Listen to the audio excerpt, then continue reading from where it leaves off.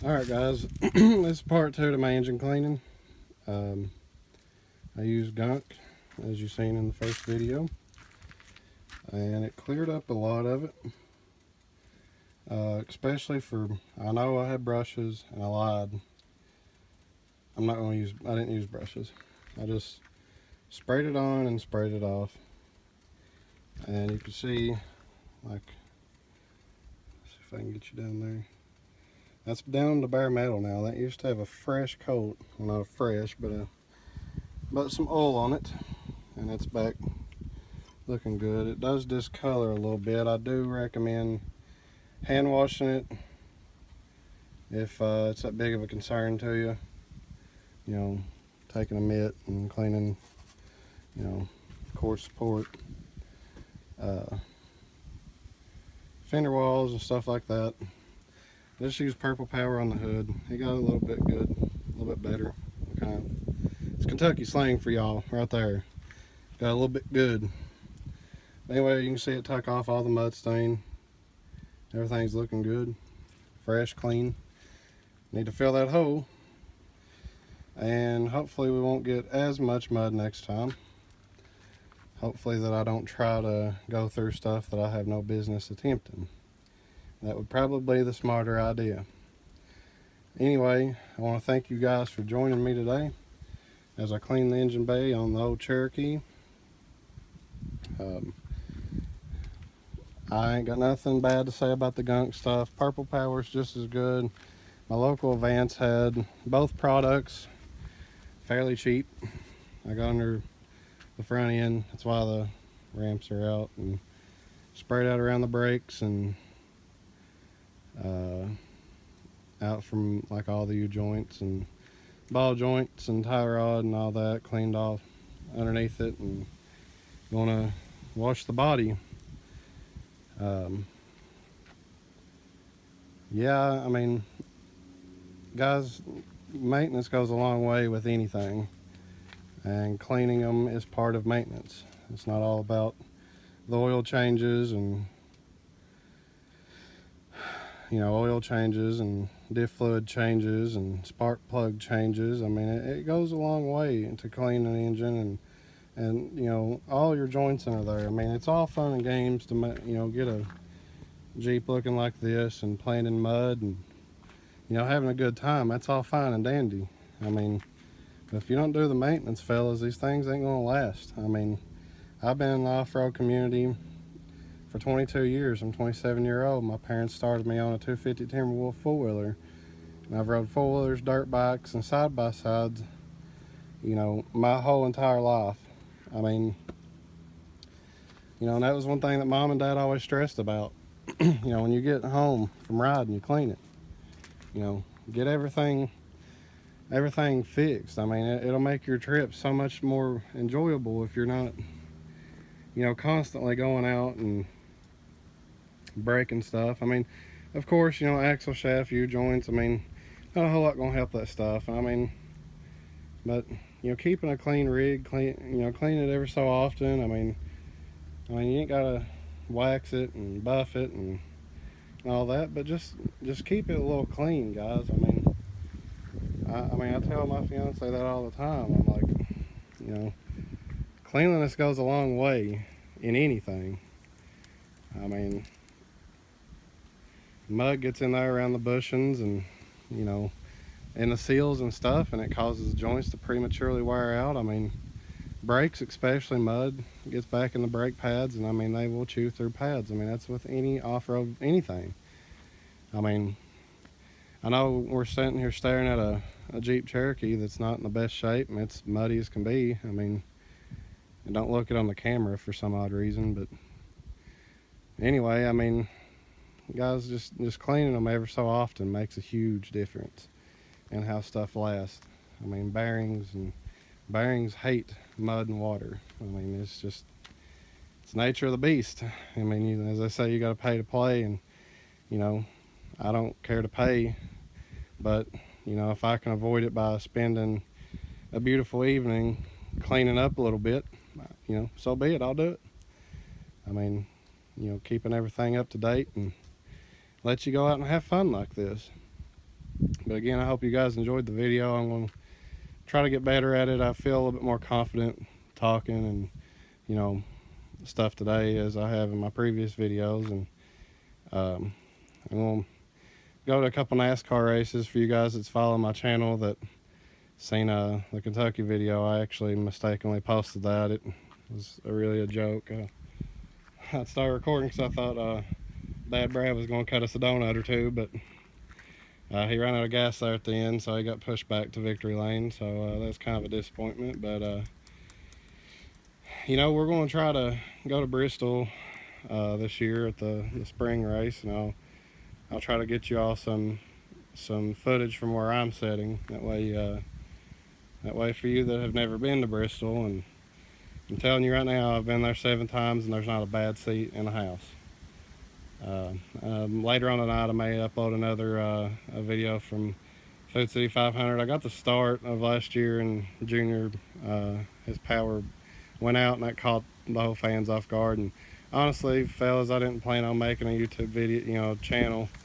So I never really wanted to record stuff, but I mean, as most YouTubers start out, it's addictive, talking about stuff we love and enjoy. I mean, I don't care if I have 1 follower or 1 million.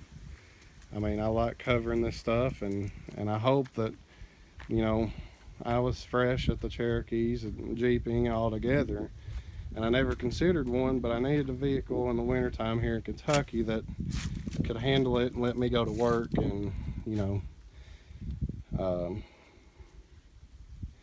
I used to be an S10 fanatic, and S10s and snow does not go hand in hand at all. So needless to say, I needed a vehicle, and out in the Jeep world, and I said, well, let's do some tires, and let's throw some tires on her and lift it, which I ain't got my lift yet.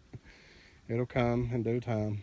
But I said, I just want to play with it, and I've got to a point where I really enjoy it. These cold nights during the winter time, I used to sit and look at my Razor in the garage and take selfies with it sometimes, because I'm a child, I guess, and sit by my heat and just like, man, I wished I could be out and just riding, just being out in the woods, enjoying nature. As you can see, I live in the hills of eastern Kentucky, 1-lane road. And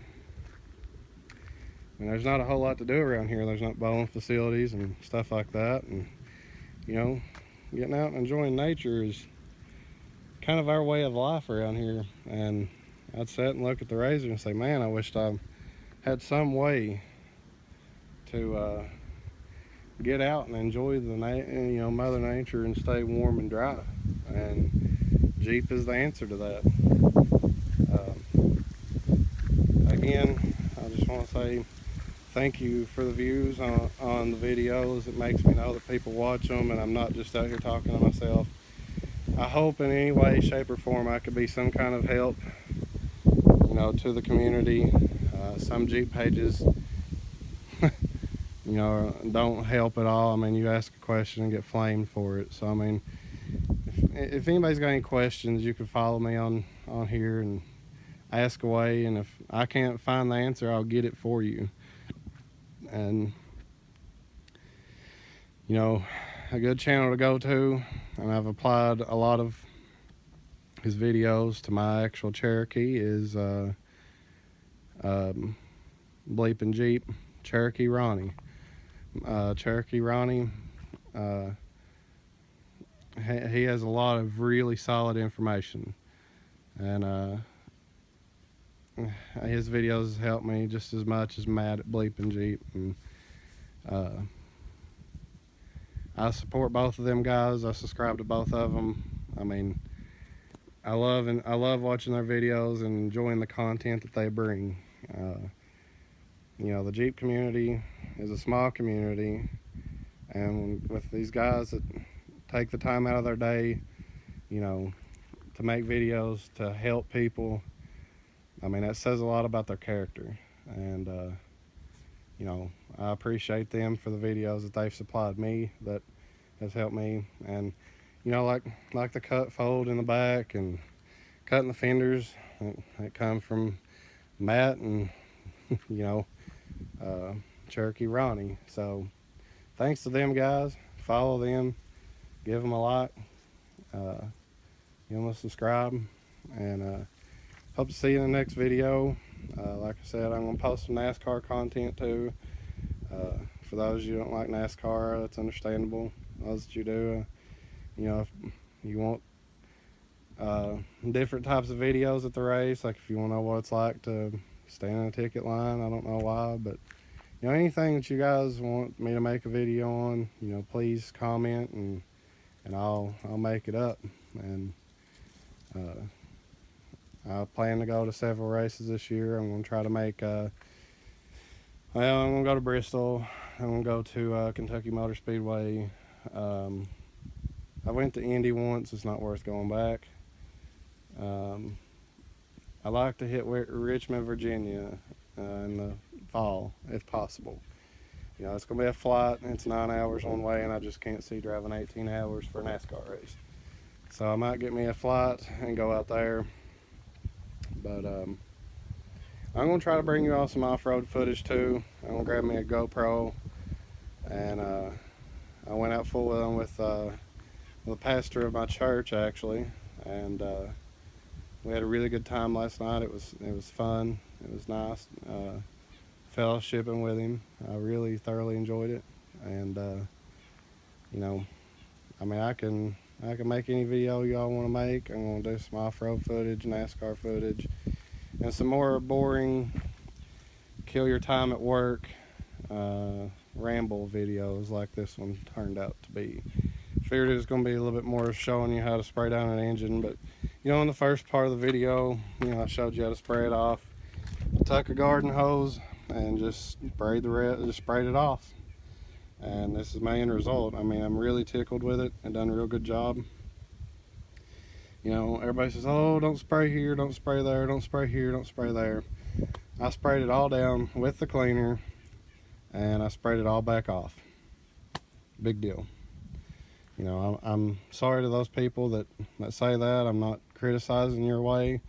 You know, if that's a fail-safe for you, that's great, but don't be spreading information that, you know, on a fully maintained engine, it's not gonna hurt to get wet. What do you think happens when it rains? I mean, you got gaps where you can see the ground in vehicles.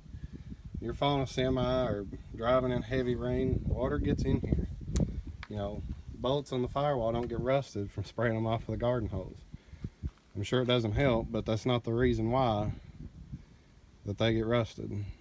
You know, it's just water gets in. I mean, that piece right there has been rusted, you know, probably since it was probably 3 or 4 years old, truth be known.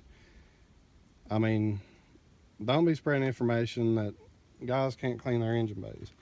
It's perfectly fine, and I actually tell people to do it.